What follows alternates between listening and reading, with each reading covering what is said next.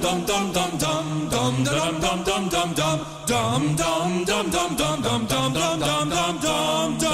back to the dumbest bill in America. We have, of course, Delegate Brian Chisholm. Welcome back, Brian. Good to be here. Get this, podcast listeners. House Bill 1238 is the Prosperity Prevention Act. The bill, Brian, basically takes a percentage of your wealth, not your income, but all the stuff that you own. When you add it all up, it takes a percentage of that and lets you pay it off over 5 years if you can. Brian, thoughts on this? That's brilliant. So far in this state, we've bankrupted the state. We've impoverished most people. So now we want to make sure that we're equal opportunity employers here. And we want to now impoverish the billionaires and say, we're going to take all of your wealth. I mean, there's nothing like punishing actual success, because in this state, we're out of people to tax, Mark. And you and I know that, right? But that's why we're the fourth highest migrating state out in the country. We've run out of people that we can actually tax. So why don't we go after the billionaires? You know what, though? They're billionaires for a reason. Do you think any one of them are just going to lay down and say, yeah, go ahead and take my money? We're gone, buddy. So get this, podcast listeners. If you're a billionaire in the state of Maryland, if this bill were to pass, the chances of you having a whole lot of cash is not very likely. You probably own things. You probably own property. For example, Brian, you brought up the Ravens. You might own the Ravens. And so you own this franchise, which is very valuable, but maybe you have at any given time a couple $100 million in the bank or something like that. What this does is it says, well, you have to pay 3% of your net worth to the state. Now, you may not have the cash because it's all committed to paying salaries of the Ravens and paying to upkeep the stadium and other things. But it doesn't matter. The state's going to let you pay it over 5 years, Brian, because they know you're going to have to sell stuff to pay the tax. And that's the big picture, right? So if we talk about, let's stick on the Ravens. Steve Bisciotti employs probably tens of thousands of people just through the Ravens. He owns another business, right? Yes. And that is how a real economy works, because in the market of free ideas and services, he's got all these people to work for him because they're doing a freaking job.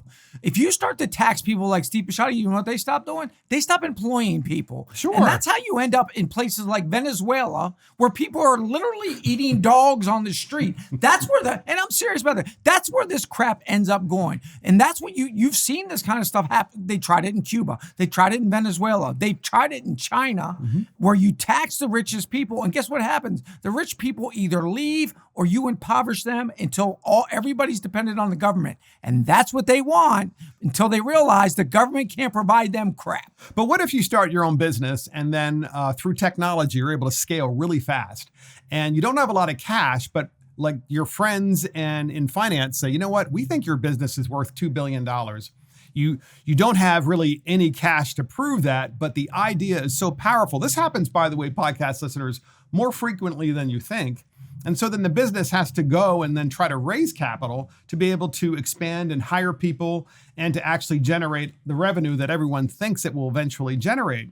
With this particular bill, if it were to pass, Brian, you would have to have an evaluation of your business. You have very little cash, and they'd say, well, you owe us $30 million. And you'd be like, well, I have $5 million in the bank because these are all people that invested in my business to get to this point. That's right. So now you have to actually go borrow money to pay the state of Maryland for the tax. Money that you haven't even realized, right? You haven't even made it yet. Right. This is all on paper. And look, you and I were around during the tech bubble in the early 2000s. Remember? Everybody was an internet millionaire. Yep. I had friends, I got $1 million. Yep. And then all of a sudden it broke. But if this bill were to ever pass, those people would have had to pay money based on what that paper value said, which is nothing more than a piece of paper with a number on it.